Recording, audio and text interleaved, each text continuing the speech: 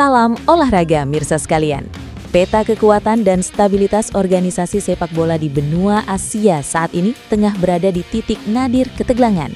Sebuah wacana besar yang diprakarsai oleh kekuatan-kekuatan utama sepak bola Asia Timur dan Pasifik kini tengah menggemparkan kemapanan Asian Football Confederation atau AFC.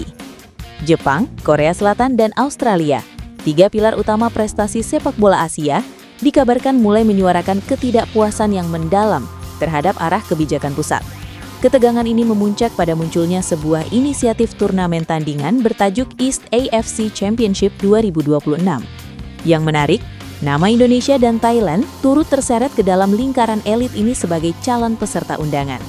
Bagaimana dinamika ini bermula dan apa konsekuensi logistik bagi masa depan sepak bola kita? Berikut laporan selengkapnya. Konflik yang saat ini mengemuka bukanlah sebuah fenomena yang terjadi secara instan. Ketegangan ini dihapus dari rencana AFC untuk meluncurkan AFC Nations League, sebuah kompetisi baru yang dianggap sebagai inovatif untuk meningkatkan daya saing antar negara Asia. Namun bagi negara-negara dengan standar profesionalisme tinggi seperti Jepang, gagasan ini justru dinilai sebagai beban tambahan yang tidak proporsional. Persoalan pertama yang menjadi batu sandungan adalah kepadatan kalender internasional. Kita memahami bahwa mayoritas pemain pilar Jepang, Korea Selatan, dan Australia berkarir di kompetisi elit Eropa. Bertambahnya turnamen baru di level benua hanya akan memperparah risiko kelelahan fisik dan mental pemain, yang pada gilirannya memicu gelombang protes dari klub-klub pemilik pemain di Eropa. Kedua, terdapat perbedaan visi mengenai kualitas kompetisi. Jepang secara eksplisit merasa bahwa format yang ditawarkan AFC saat ini seringkali memaksa mereka bertanding melawan tim dengan kualitas gap yang terlalu jauh. Dalam perspektif pengembangan teknis, pertandingan yang tidak seimbang secara kualitas dianggap tidak memberikan nilai tambah bagi peningkatan kinerja tim nasional mereka. Inilah yang kemudian memicu lahirnya pemikiran untuk membentuk sebuah lingkaran elit yang lebih eksklusif dan kompetitif. Sebagai bentuk resistensi terhadap kebijakan pusat, muncullah wacana pembentukan East AFC Championship 2026. Turnamen ini dirancang bukan sebagai pengganti Piala Asia secara keseluruhan, melainkan sebagai kompetisi regional yang lebih memilih. Fokus utamanya bukan pada kuantitas jumlah peserta, melainkan pada intensitas dan kualitas pertandingan. Dalam rencana tersebut, Jepang, Korea Selatan, dan Australia diproyeksikan sebagai motor utama. Namun poin yang paling mendapat sorotan bagi publik tanah air adalah masuknya Indonesia dan Thailand ke dalam daftar undangan. Masuknya dua representasi Asia Tenggara ini tentu bukan tanpa pertimbangan yang matang. Secara teknis, Indonesia dinilai tengah mengalami transformasi signifikan. Kemajuan kinerja di kancah internasional serta basis pendukung yang luar biasa masif menjadikan Indonesia sebagai aset strategis. Jepang melihat bahwa Indonesia dan Thailand memiliki potensi untuk tumbuh menjadi kekuatan baru jika diberikan platform kompetisi yang tepat dan bertemu dengan lawan-lawan kelas dunia secara reguler. Ini adalah sebuah pengakuan terhadap ekosistem sepak bola Indonesia yang kian modern dan progresif. Langkah pemberontakan administratif ini tentu tidak didiamkan begitu saja oleh AFC. Presiden AFC, Salman bin Ibrahim, dilaporkan memberikan tanggapan yang sangat keras terhadap wacana ini.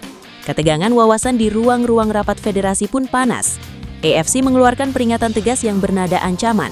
Setiap negara anggota yang secara sepihak menginisiasi atau bergabung dalam turnamen tandingan di luar ancaman resmi akan dicabut status keanggotaannya.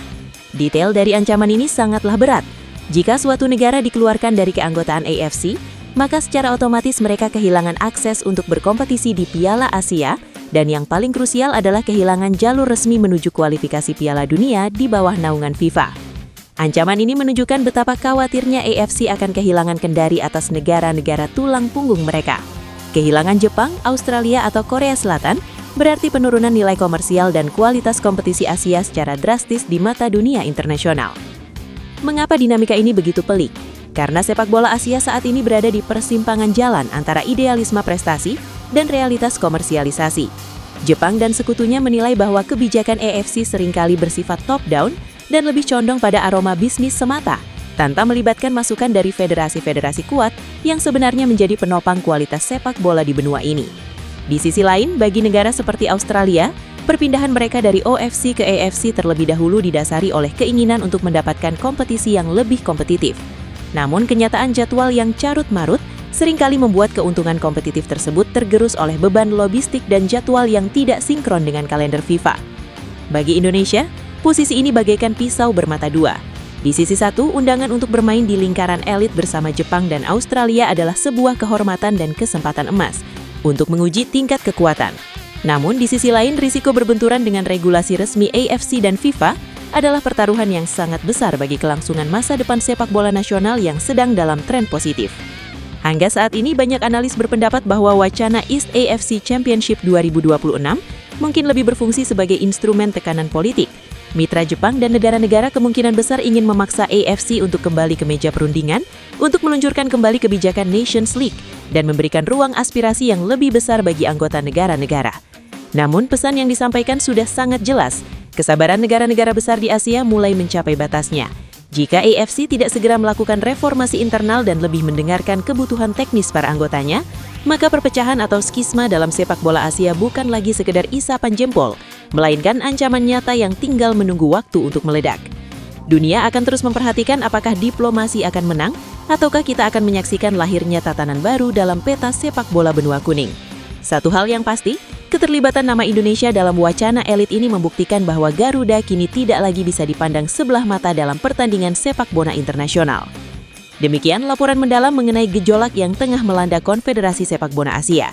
Sebuah dinamika yang mengingatkan kita bahwa di balik setiap pertandingan di lapangan hijau, terdapat diplomasi dan kepentingan besar yang saling berkelindang. Mari kita berharap agar solusi terbaik dapat tercapai demi kemajuan sepak bola Asia, khususnya bagi perkembangan tim nasional Indonesia. Salam olahraga!